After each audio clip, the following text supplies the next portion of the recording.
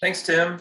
Yeah, that's a great intro. And I guess to introduce myself, Jon Bolas. I've been at Bates 6 years, I believe, and my title has changed about that many times. Currently, I think I'm the Director of Assessment and Institutional Research, but maybe just Director of Institutional Research. I started out as the Director of Outcomes Assessment and Research, and I don't think I'm that anymore. So I usually refer to myself as institutional research, so you can just refer to me as that as well. And so Tableau is a tool I've been using to try to make data more accessible here at Bates. It's something I've worked with probably for 11 years at this point. Started at Fresno State with it and just carried it forward through each institution I've worked at. And fortunately, the state board has supported Tableau server. So it is a resource that's being used across the colleges in the system. So it's not a resource that's going to be unfamiliar to anybody else you're talking to outside of Bates. So I'm just going to dive right in since we only have 28 minutes, and let me share my screen so I can show you how to access Tableau. Okay, so the best way to access Tableau as a faculty member is to use the Okta web authentication. And I already went ahead and did the two-factor authentication, so it just gets me there. And you'll get to this screen. I'm sure a lot of you are familiar with all these different links, access points. I don't know what they call them in Okta, but Tableau is right here. So if you just click on that, it'll automatically log you in as a faculty member. And as I was going through this yesterday, I realized that it wasn't actually sending you to this landing page. So I've changed from, I think it was at student contact before, and I've changed it to this landing page, which gives you an overview of all the resources that are available to you in Tableau. So I guess to backtrack a little bit, Tableau pulls data from our enterprise databases as well as some supplemental databases that I've developed, and basically aggregates them in sensible ways for the dashboard. So anything that's going into SMS, PPMS, I don't do too much with finance, but I do have some human resource, but I don't know if I have the human resource ones accessible, but they are out there if you are interested. So I'll just dive into this folder right here to show you what it looks like. And this is kind of just a bare bones, typical dashboard right here. Filters across the top. Most dashboards do have filters. So if you're interested in data for your particular program, it's relatively easy to just dive in and set your program. It's a little cumbersome to kind of deselect them and then go in and say denturist. I want to see what's going on with denturist. So that gives you data just for denturist. And as I'm going through this, I did notice that here, I'll go back to here. I believe I turned on comments for these, but now I'm going to have to.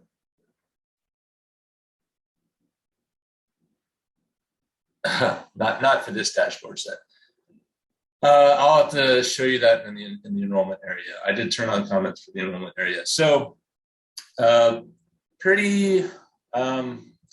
most of these are aggregated dashboards. So what that means is you aren't going to be able to look at record level, student data, not go in by SID or anything like that to look at individual students. But all of the data, you can dive in or drill down, so to speak, by some of these filters. So just going through some of these common metrics, you hear people talk about completion, retention. It's part of our strategic plan. It's common to talk about, what does retention look like at Bates compared to, Whatcom or Clover Park. And this is where you can find that. So if anybody that you're talking to across the system is saying, I'm seeing retention go down for my program, you're like, huh, well, what does that look like for my program? Then you can go in here and search by your program. So I guess I'll just pause right there since that is our first folder, and I guess ask if there are any questions so far about the general structure of the landing page for Tableau server and this first folder that we've just gone over.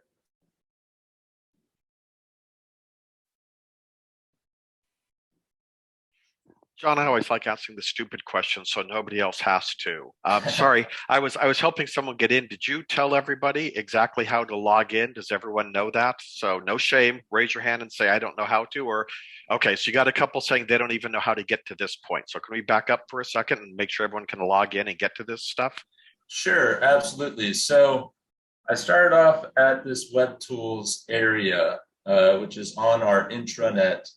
And Web Tools is, I guess, this fourth link over. So you just click on this, and that'll bring you to the various web tools that we have available. And Okta, so it's not directly intuitive. This is a Tableau access point, but it is via Okta that you're going to get into Tableau. And the password for Tableau server is already embedded in Okta. And if you aren't familiar with Okta, just reach out to IT. They're great for explaining how to use Okta and get that working for you. But once you're in Okta, it does have two-factor authentication. So you'll enter your Bates password for Windows authentication, and then you'll get a prompt to get a text message, I believe. That's at least what it does to me. So once you go through that, then you'll get to this landing area in Tableau server, and this is the State Board Tableau server. So we are using their resource, but this is all Bates data. So it's just Bates specific. And then again, once you're here, there are various folders based on topics that I think are useful to faculty. And if there is anything here that you are expecting and aren't finding, please let me know. This is kind of just evolved over the years, and kind of feels like my wardrobe. You just keep adding things. Then you look at your closet, you're like, wow, where did all that stuff come from? But I've tried to organize it the best way possible and design the dashboards to basically help you do certain tasks. So what we just went over was the tasks for finding completions, by program to see year over year how many students have completed degrees or certificates for your program, and then the retention and completion by program dashboard set. So you can see your first time students, first time at Bates, first time coming into your program, how well they did in terms of staying 1 year, 1 term, 1 year, or 2 years, and then also graduating. So are there any questions on this completions, retention? Is there anything that you're expecting to find there based on conversations with other faculty or other schools that you've been at and aren't finding?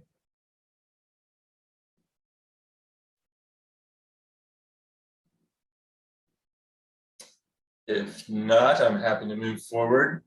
This is the curricula folder where you can find the master course outlines, which you're probably mostly familiar with for your syllabi and your student learning outcomes.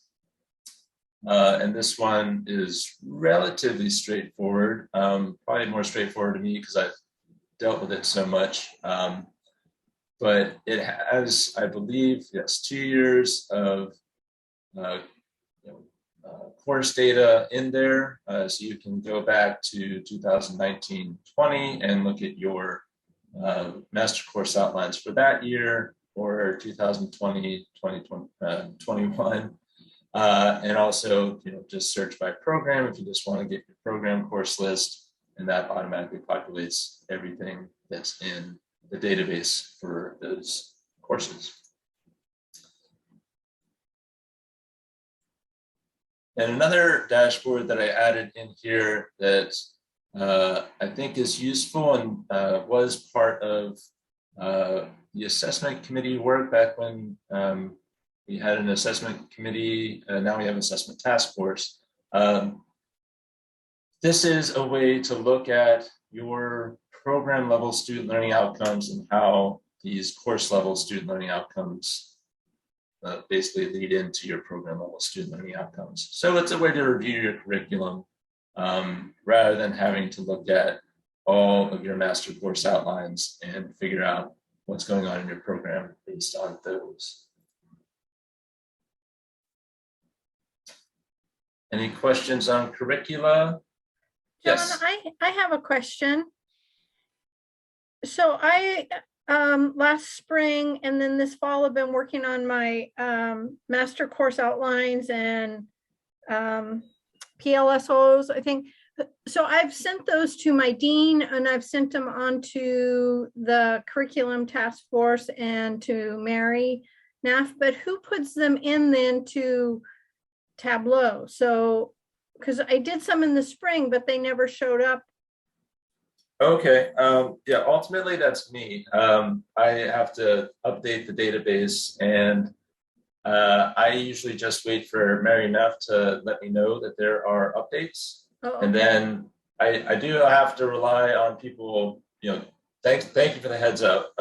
That's normally how it happens. People say, hey, I gave some, I submitted some MCOs and I don't see them populating. So if that happens, just let me know, or Mary know, and then we can follow up and see, if I dropped the ball or if it just got, stuck in the sequence of events somehow. Okay, so when I submit, or if I submit, should I CC you on the email or just? Well, just make sure it gets to Mary because she's doing the data entry, and then I take the data set that she populates and append any changes for what Tableau is reading. Okay. Any other questions about curricula, the curricula folder?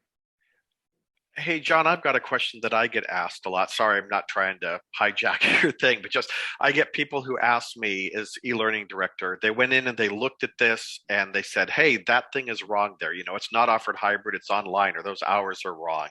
Can they just email someone and get a single item fixed, or they need to go through the whole process? What should they do if they just look at that and go, that's wrong? Contact Mary. She's the point person. And I believe she has kind of a hierarchy of the changes. Some changes need to be reviewed, other changes we can just change them, like typos, hybrid online, stuff like that. I believe those can just be updated. They don't have to go through an approval process. Amanda might know more than me on that. Contact Mary Neff. She's the point person for maintaining the data, because I kind of did that on purpose so there aren't too many people, in the pot there. So she's the point person for all of those changes. Jon, I'm one of those people that asked him that question. And in order to check and see how it's coded in the system, like we have one class that we know is coded as online and we want it to not be anymore. It's easy for us to make the conversion in the classroom, but to find out if the college actually has it coded as online, we could look in the curricula folder that you have there. Yes, and also I believe it would be part of the class schedule. Okay, and then if I find it's not coded like we want, then I go to Mary. You go to Mary, and so. Can I interrupt for 1 second? Sorry. Carrie, has your program done the program mapping with Mary Neff yet? Yeah, we did. Okay, she was adding on the mode of instruction for all of the courses within each program on the program mapping. So she might have done it with you before we decided that that's how we would, that's where we would record the mode so that it's correct every quarter. Maybe, I don't think I saw it on the map that she sent me, but I can dig through the documents to see. But Yeah, we were just looking for a place to find where it's coded, and we weren't able to do that in Tableau, but maybe we just weren't looking in the right place. Or maybe it should be on the map. I think that we didn't have one place for it before, and now we decided to put it on the program mapping. So you may need to contact Mary and update your program map. Got it. Thank you. And so the class schedule, this pulls from SMS. So this is what's officially recorded in the enterprise database.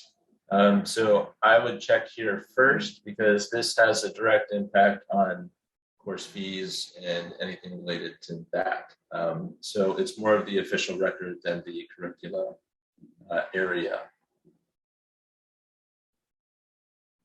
And this one, I actually have the comments activated. So, and I'm going to go back through and make sure all the dashboards have the comments activated. And so after today, once you start diving into these, if you want to put in a comment, you can just do at, Jon Bolas, write your comment, and then I will get messages on what you want to see changed or what isn't making sense.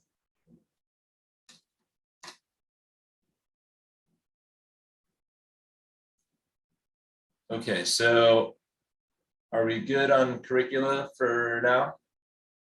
And I'll make sure those comments are activated and then so you can leave comments later. So this is the enrollment folder. I believe it has the most dashboards out of all of them. Some of these are pretty basic, course roster, just an easy way to look up your students by term, see what they're planning to do, if they're in the right program, that kind of stuff. So you can look at by course, who's all in there, which you probably know already, but some of this more detailed information, just program, what they plan on doing. So if you see some of these like no response and they're in practical nursing, that might be a little confusing, like, oh, they're in practical nursing, what are they planning on doing? Are they planning on getting a degree or not? So these are points where you can follow up with students and see what they're planning to do here. Some other. Sorry, John. Will we be able to see worries. that after we transition to CTC Link as well? That is a good question. I'm going to try to replicate all of these with CTC Link data, but that is something I haven't been able to get access to the data structure, the schema of PeopleSoft at this point. So I can't guarantee that, but I'm going to do my best to just roll all these over with CTC Link data. Okay. This one is pretty neat. This is a point in time enrollment report. So you can see basically as of today, what did we look like, a year ago, 2 years ago. So as of today, we have 1,295 FTE enrolled for winter. Last year, we only had 919. So we're ahead of our counts of year over year. So it's a good way, rather than looking at a lot of the enrollment reports are just end of term. I can show you an example of that. So say, I don't know this one, why is it the best? A lot of these, where's my distinct? It's probably a good one. So this one, for example, would just be end of term. So you would just be comparing basically this current winter to the end of winter in every previous year. So you wouldn't know, okay, at this point in time, how well are we doing in terms of enrolling students for winter term, if that makes sense. Hopefully that makes sense. So it's a pretty handy tool for Steve and strategic enrollment management. It's one of the tools that he goes over a lot with that group. So if he's ever talking about enrollment year over year, that's the report he's most often referring to. And then I have basic demographic information here. So if you're interested in demographic profile, this one's all students compared to Pierce County, how representative is Bates demographically compared to the county. You can get a sense of that with this dashboard. And then I also have student demographics by term. So you can see term by term. The last one I showed was for the whole year. So different ways to break it down. And then also this one I think is pretty cool. You can look at where your students are coming from based on zip code.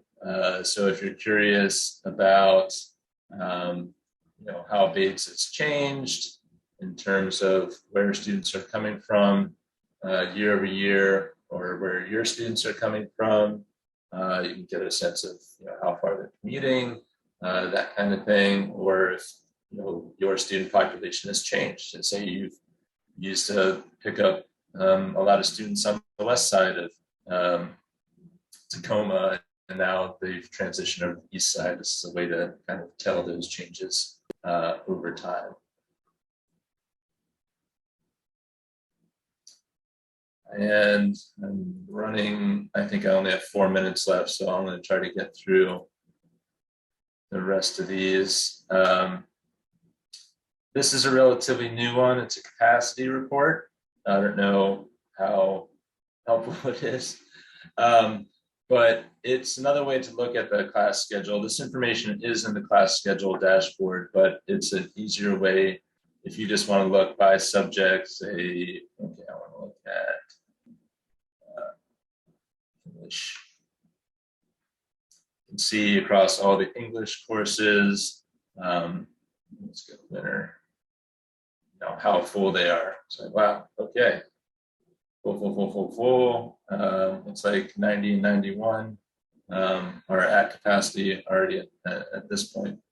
So if you're curious across your subject area, your program, what enrollments are looking like heading into the next term, this is a quick way to do that.